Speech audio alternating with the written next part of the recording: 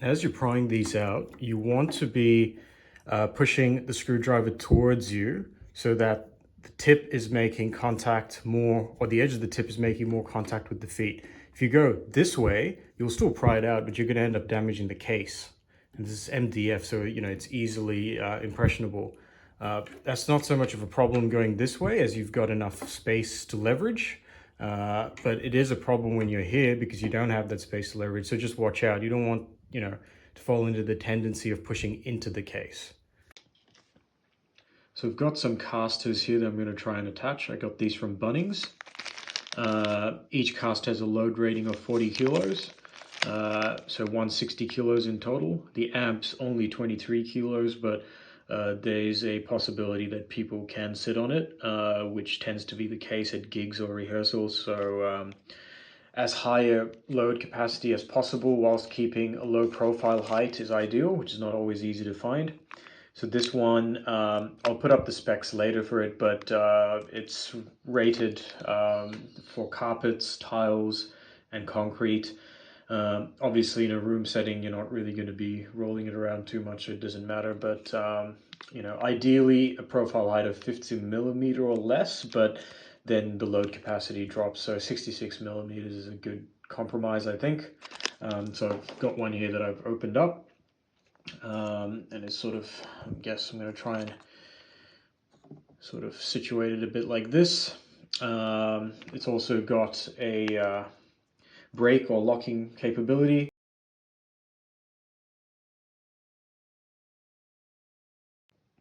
So I've fixed one caster into place with 4 timber screws. Now the timber screws that you need will vary depending on the caster that you get, but I got these ones, 20 millimeter. The base plate for this I measured to be roughly 2 mil. The thickness of the base of this cabinet is roughly 20 millimeter. So 22 in total. 20 mil should just be enough. And if I go ahead and check the back of this, there's no screws coming out the top, so that seems to be just the right height. And it seems to be pretty firmly in place. So now on to putting the rest of them. So just another quick tip here whilst marking out the lines for the casters. Obviously you want to make this as straight and aligned as possible so that the amp's balance is not affected. What I noticed here is this rivet here, or at least the center point of the rivet to the edge of the amp's cabinet is about 1 inch or 2.5 centimeters. So I used that as a rough guide as to to mark the end plate of the caster. It doesn't really matter where it is, but that's sort of helpful because on both sides that's present. So that could be a good starting point for you. I've just used a simple marking crayon and also some Tipp-Ex to mark the points that I'm actually going to drill. So I've finished attaching the 4 caster wheels to the amp, and it seems to be doing all right for the time being at least. How does it move? The most important part. Yep, pretty well, even on carpet. You certainly couldn't do that previously with just the stock plastic feet. So it's fairly, that's fairly satisfying. Locking mechanism's pretty good. You can lock with your foot or with your hand. Doesn't require too much force. So yeah, pretty good. Locked in place. Obviously you can lock all 4 wheels or just 1 or 2 depending on what you want. The other thing is with the wheels now it's actually raised, so it's even closer to your hand than before. And if you want to move this whilst standing up, move it to another room, it's actually easier because you can just sort of take up a bit of slack, and yep, that you can move that really quickly now, and requires very little effort. I haven't tried these on other surfaces, but I imagine if it's moving pretty well on carpet, it should be fine on tile and concrete.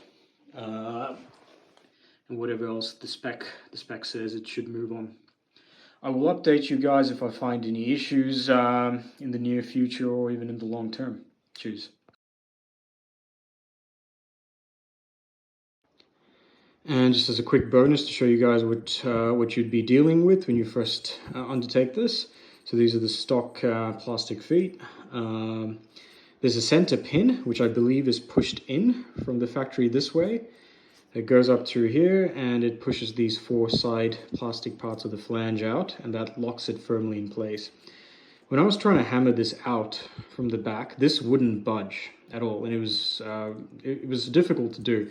So I thought, okay, maybe it was bound or it was sticking somewhere. So I tried to gently push it in from here, so you can see the screwdriver bit as I was hammering that in.